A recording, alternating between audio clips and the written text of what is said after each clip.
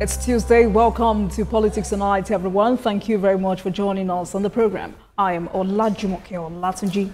Africa Development Bank, World Bank to jointly provide $40 billion for aid access to electricity for more than 300 million Africans by 2030. Tonight, our focus is on Mission 300 Energy Summit, and my guest is Professor Yemi Professor of Energy and Electricity Law, University of Lagos, who would be joining us via Zoom. Welcome to the program, everyone. Stay with us. I'll be right back. Welcome back, everyone. It's a 30-minute conversation tonight, so let's get straight into it.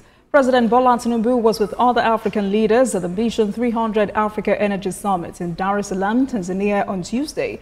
President Tinubu's special advisor on media and public communications, Sunday Dari, stated that the president is not in Tanzania just for the fun of it, but that the goal is to ensure energy security, affordability, and sustainability.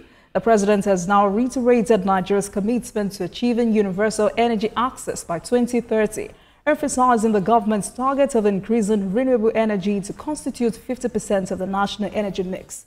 Let's bring you details of what transpired at the summit.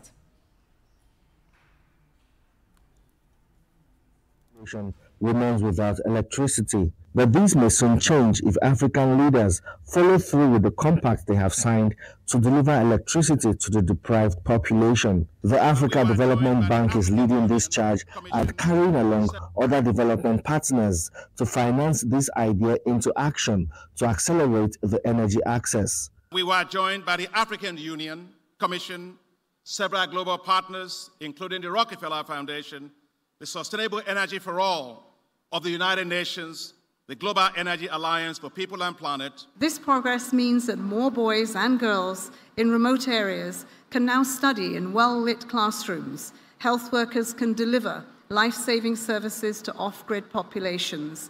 For Tanzania, the host country, President Samia Hassan announced a $13 billion funding requirement to implement key energy reforms that will boost the electricity supply chain, promote clean cooking solutions, and expand access to power in rural communities. In order to overcome hurdles impeding energy access, we need to take bold actions by increasing investment and financing for infrastructure development, from power generation to the last mile connectivity. President Bola Tinubu's participation also projected Nigeria's electrification strategy and implementation plan. The Distributed Access to Renewable Energy Scale-Up project is the landmark or the model that the Africa Energy Summit are using, which Nigeria, even before the summit, had already signed, and we have started implementation of that project. Initiatives like the Mission 300 and Desert to Power, which also targets providing 10 gigawatts of solar to 250 million people by 2030, will significantly close the electricity access gap. At the Mission 300 Africa Energy Summit, memorandums of understanding have been signed, commitments made, and financing options provided. What remains is execution and strategic action, as hope rises for more than 300 million waiting to get access to electricity that will power growth. Femi Akonde, TVC News, Dar es Salaam, Tanzania. Highlight from Mission 300 there. Tonight, let's speak with Professor Yemi SAN, as African leaders discuss innovations in sustainable energy solution. Professor Yemi is a professor of energy and electricity law, University of Lagos. Prof, good evening to you. Happy New Year. Thank you very much for joining us on Politics Tonight. Good evening. Happy New Year to you all. I'm happy to be with you guys. Thank you very much. So with nearly half of Africa's population living without electricity, we see policymakers, industry leaders, and development partners have now gathered at the Africa Energy Summit Mission 300 to tackle one of the continent's most pressing challenges, achieving universal, reliable, and sustainable energy access by 2030. Is Africa ready? Well, again, I want to acknowledge the fact that Africa, I'll say for the first time now, is standing up to confront its challenges head on. These are initiatives we have advocated several times. Countries will need to come together and collaborate. One fundamental issue that is of interest to us is the fact that Africa is now leading Africa's energy initiative in terms of funding gap. There is huge funding gap in the electricity sector, no doubt. Even at the local level here, we've seen the players struggling with finances. And energy, as we know, particularly electricity, is capital intensive. So the intensity of fund required to power Africa is one that is now being seriously attended to at the level of the region. And as Africa now leading Africa's initiative, it was at the instance of Africa Development by ADB that, of course, sought assistance from the World Bank Group, the WG, and Rockefeller Foundation to come together, bring together players, investors, leaders to talk about Africa's energy problem. We can't start to talk of energy challenges in Africa as an isolated case. Even in developed countries, you realize that Canada is partnering with the US in terms of energy and distribution of electricity. Nigeria also supplies electricity to a number of African countries. So when you have challenges in this sector, it's not an isolated thing. So the approach is to go and collaborate. And this initiative is commendable. It's going to free up the capital needed and channeled into financing electricity. And it frees African states of the challenge, the liability of having to source for funds. Projects that meet the requirement of funding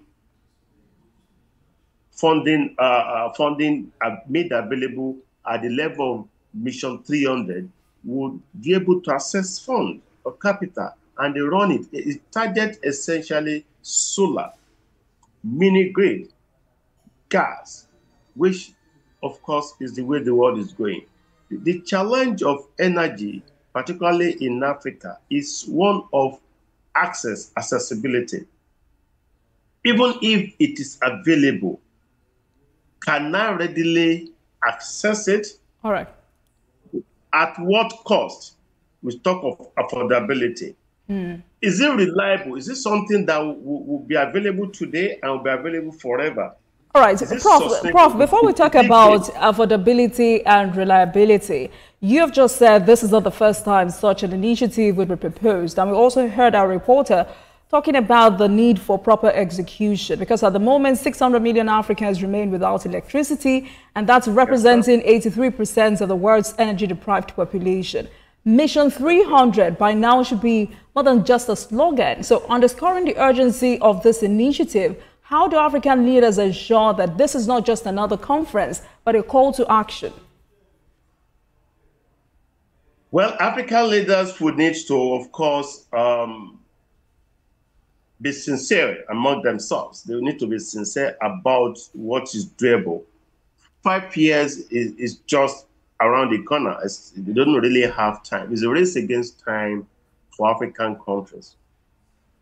For you to achieve the desired objective of reaching 300 million Africans in the next 5 years means the race must be very hot. You got to start running the race now.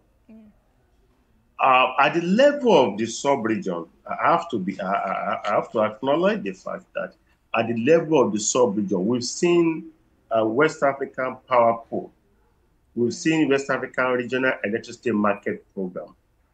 Maybe the continent will also further dovetail the program, the objective, the 300, Mission 300 at the level of the sub-region, maybe West Africa, East Africa, and the rest. I'm not sure what the approach will be. Maybe it's going to be centralized at the level of African countries. Prof, are you there? here. All right. So let's bring it home, Prof. What should be our major takeaway from this summit? For Nigeria, it's good news. Okay.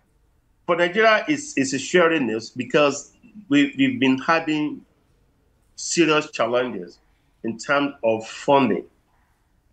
At the level where we advocated for decentralization, now decentralization is here. We've had some states requesting the NRC for a kind of autonomy to be able to regulate their electricity market.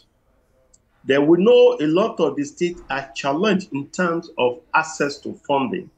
And we're not expecting states to dig their hands into their budgetary allocation or internally generated revenue to fund the power sector. So we expect states to be prudent, to be transparent, to be business-minded in attracting foreign direct investment in their respective power sector. And this is one huge opportunity that will enable states to start to engage serious-minded players and consultants and experts to be able to package appropriate proposals to of course, attract or assess the $4 billion project at the level of Mission 300 Power Initiative, which is the way to go, actually. So, we don't really have, states will not have excuses in terms of inability to access funds. The pool is not, the pool of the resources is not there. It's not for states to put themselves together, politics apart, time for serious-minded approach to governance, particularly energy and electricity. The terms are there. The MOU has been signed. The form is available, but the African Development Bank is not going to be doling the funds at every dictum and hurry. They're going to, of course, ensure due diligence and ability, the carrying capacity of the state. A state that is responsible, a state that is efficiently run, a state that honors its contractual obligation will surely be able to attract the kind of investment in the power sector. And they're going to also be able to assess the pool of funding at the level of Mission 300. So that's what we advocate at the level of the country. We expect to see increasing activities of players at the level of state, because some of the discos are now have been registered as a subco to operate at the state levels. We expect to see more of similar activities happening at the level of the state, and the pool of funding is there. Of course, Nigeria is a member of that African Development Bank. Nigerian players should also, through the Nigerian window or the Nigerian membership, be able to access the funding opportunity at the level of Mission 300. And it should not be limited to that. There are other pool of funds made available, particularly for renewable energy. But to access it is a big deal, because it's not just money for the boys. You've got to put yourself together, the technical know-how, the regulatory know-how, and your proposal must be sound, and it must be realistic and verifiable. All right, Prof. Prof, we need to go on a break up, but when we come back, we'll talk about whether or not our challenge is still about policies, funding, or political will. Please stay with us, everyone. Welcome back to Politics Tonight, everyone. Thank you very much for staying with us on the program. Tonight, our focus is Mission 300 Africa Energy Summit, as African leaders gather to discuss innovation in sustainable energy solution. And my guest tonight is Professor Yemi, SAN, Professor of Energy and Electricity Law, University of Lagos. Prof, thank you very much for staying with us on the program. Before we went on that break, I wanted to know if our challenge is still about policies, funding/investment, or the political will to get things done. Because, for instance, Kenya has just unveiled a new master plan to expand solar, wind, and geothermal energy generation. We can also point to the success of Kenya's Lake Turkana wind power project, which looks like the continent's largest wind farm at the moment. And stakeholders say this is a prime example of the benefits of public-private collaboration In the case of Nigeria, the conversation around embracing clean energy technologies and innovation didn't start today. But how important is it that the necessary quarters understand that we cannot rely on old solutions for new challenges?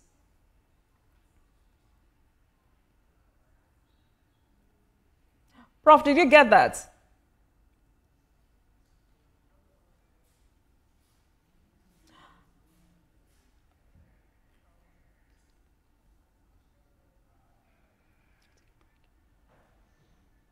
Prof, are you there?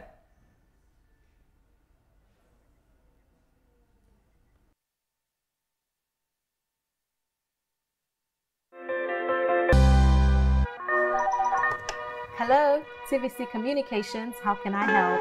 What makes TVC the right choice for my business? Excellent question, sir. Let me share some exciting facts with you. Start your day on TVC Entertainment with Wake Up Nigeria, a family and lifestyle show. Your view empowers women globally.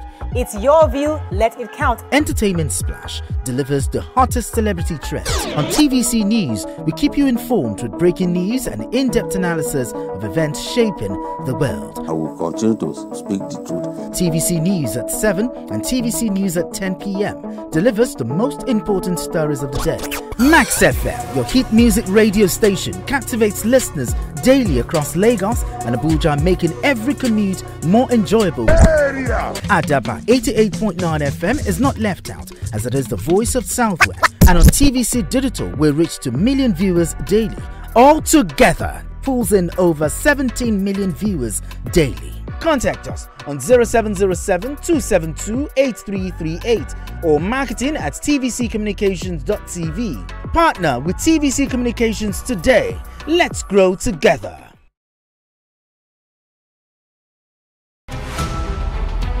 Every major news story is with many perspectives and layered with different levels of impact. Hello. What time did they start? For breaking news, but for being first, fair and accurate. TVC News, first with breaking news. Doubt and fear doesn't occur at the canvas, it shows in the canvas. It shows the conation of raw earthen material slabbed, stroked and molded at a pace provided by the doubt and fear. Every move weigh in the struggle of one to the other, merging the past to the present, brushstrokes of colors seen but not known. For when the wailing stops, the pieces settle down in abject beauty, erected for a century of a century. Speaking, advocating, protesting as the arts are meant to be.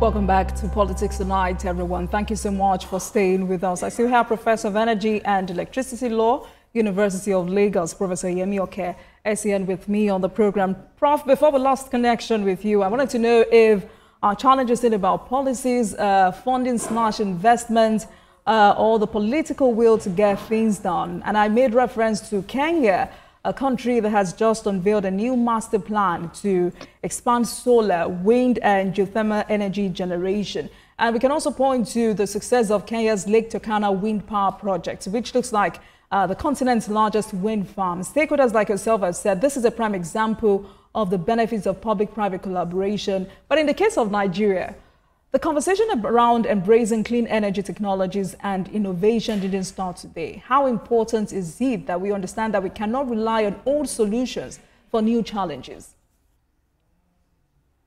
You are right. Our challenge, I won't say problem or problems. All nations are challenged, no doubt, but Nigeria, we have challenges, and those are challenges that are surmountable. Talking policy, we've had series of policy somersaults. We need to have consistency in the policy environment. If you roll out a policy today, you expect investors and players to start to respond to the policy. Midway into your policy structure or duration, they are changing the goalposts when certain inconsistencies, policy inconsistencies, and contradictions. Even at the level of the regulation. So to that extent, we have a problem in terms of the consistency of our policy environment. of our policy approach. All right. Funding is a huge problem that we face also. Okay. But there can never be enough funding in the power sector. There can never be enough funding for electricity. Electricity is something that you can amass or generate from virtually everything. You mentioned wind farm. The solar farm in some countries. We have biomass, we have hydro, we have distribution technologies, we have so many alternatives and options, including hydro. Hydro is a renewable energy. For those who don't know, if you have a good flow, you can generate electricity from hydro because it's replenishable, it's renewable. So, and people are having stimulated waterfalls, stimulated hydro. So we need to start rolling out mini grids. All right, Prof, because of time, Prof, I do apologize because of time, and I'd like for you to answer this question in 30 seconds. Because the President has reiterated Nigeria's commitment to achieving universal energy access by 2030. He's talked about robust international partnerships to finance and implement Nigeria's energy transition agenda. My question to you tonight is, have we done enough on our own part to attract these kinds of foreign investments? In 30 seconds, please.